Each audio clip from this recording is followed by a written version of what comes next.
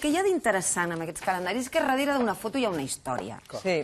Una història que ens fa pensar, que és un pensament del dia i que trobo que és molt interessant fer-ho d'aquesta manera. Mira, aquesta fotografia, que li va fer el José Irún, per cert, les fotografies són magnífiques, a Maria de Villota amb el Jaime, aquesta fotografia que estan veient els espectadors, és l'última sessió fotogràfica que va fer Maria Villota abans de morir. Perquè crec que va ser l'endemà o l'altre, Maria de Villota moria. És una foto també molt simpàtica. Magnífica, amb una expressivitat gran, la que desprèn en aquesta imatge, tant el Jaime com ella. És un calendari amb unes fotos excepcionals i després, per últim, un calendari d'una fundació també molt interessant, que és la Fundació Ampans. Vaig presentar-lo, aquest calendari, l'altre dia. Aquest calendari es regala. Sí, i és un calendari, a més, que explica històries. Aquí tenim la història de l'Ester i el seu fill, amb una frase magnífica, perquè per fer aquest calendari van fer com una pel·lícula i les mares parlaven amb els fills, parlaven d'aquella manera que parlen, perquè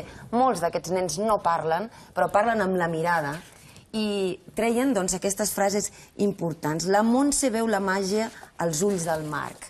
O, per exemple, en el cas, no sé, també surt, per exemple, la Rosa Tous, que té una filla també amb problemes de discapacitat. Sabem que la poesia és parlar amb el cor a la mà. En fi, frases molt xules, moments...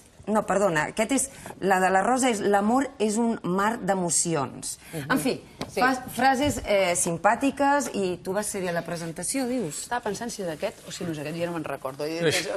Calendari... Bé, és que el fil conductor de tots és la solidaritat i és fàcil que... Penedès per persones amb discapacitat psíquica i que el regalen, em sembla que l'encartava l'Ara i un altre diari. Bé, l'associació, la Fundació Ampans va néixer fa 40 anys a Manresa. Gràcies a ells hi ha moltíssims nens que van a classe, tenen facilitats, etc. I realment és important comptar amb un calendari d'aquests a casa. I acabo amb un que no és solidari, però em fa molta gràcia.